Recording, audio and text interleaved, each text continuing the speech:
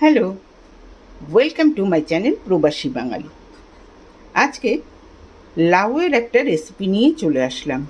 আমরা লাউ বিভিন্নভাবে খেয়ে থাকি, তবে আজকে যেভাবে বানাবো একবার বানিয়ে খেয়ে দেখুন, অসাধারণ লাগবে। লাউগুলো এরকম টুকরো করে কেটে নিয়েছি, আর এখানে নিয়েছি মৌরলা মাছ। মৌরলা মাছটার মধ্যে একটু হলুদ আর সল্ট দিয়ে মাখিয়ে নেব। তার সাথে মশলা হিসাবে নেব একটুখানি আদা, দুটো পেঁয়াজ, দুটো বড় টমেটো। প্রথমে এইটাকে আগে মাখিয়ে নিই। মাখিয়ে কিছুক্ষণ এটাকে ম্যারিনেশনের জন্য রেখে দেব।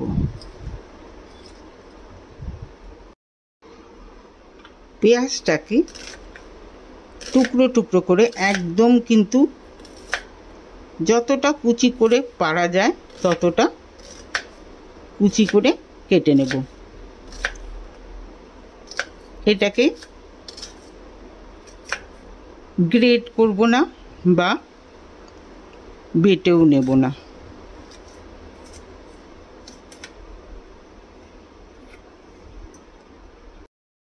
তেলটা গরম হয়ে গেছে, একটুখানি নুন দিয়ে দেব। তারপরে মাছগুলোকে আগে ভেজে নেব।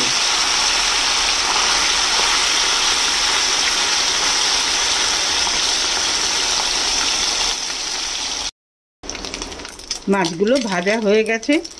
এই নুনটা আগে দেওয়াতে মাছটা কিন্তু কড়াইতে লাগবে না। এটাকে এবারে তুলে নেব। তুলে নিয়ে বাকি মাছগুলো একসাথে ভেজে নেব।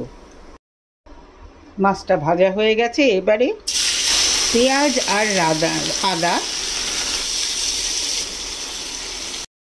ভাজা হয়ে গেছে। এবারে আদা আর পেঁয়াজ একদম কুচি করে দিয়ে দিলাম।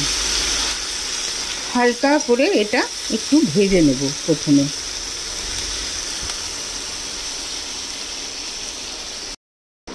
পেঁয়াজটা হালকা ট্রান্সলুসেন্ট করে ভেজে নিয়েছি। এবারে এটার মধ্যে দিয়ে দেব টমেটো। সেটাও কিন্তু একদম কুচি করে দিয়ে দিয়েছি। এবার এইটাকেও ভাজবো, কিন্তু এখন দিয়ে দেবো এটার মধ্যে সল্ট। তাহলে টমেটোটা তাড়াতাড়ি মজে যাবে। সল্ট দিয়ে দেওয়াতে টমেটোগুলো তাড়াতাড়ি গলেও গেছে।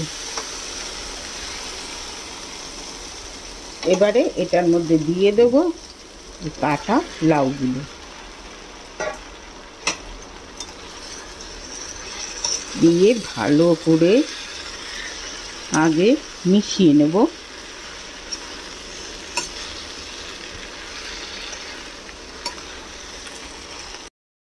দেবো এটাতে হাফ চামচ হলুদের গুঁড়ো, হাফ চামচ জিরের গুঁড়ো, আর 1 চামচ লঙ্কার গুঁড়ো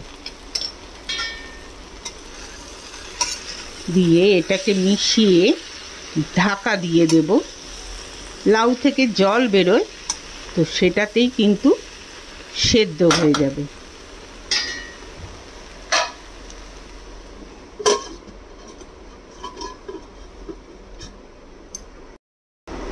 মিনিট 10 ঢাকা দিয়ে রেখেছিলাম। লাউয়ের থেকে কত জল বেরিয়েছে। এবারে এই ভাজা মাছগুলো এটার মধ্যে দিয়ে দেব। দিয়ে খোলা অবস্থায় একটুখানি জলটাকে শুকিয়ে নেব। আর সল্ট আগে যা দিয়েছি সেটাই যথেষ্ট, সল্ট আর লাগবে না।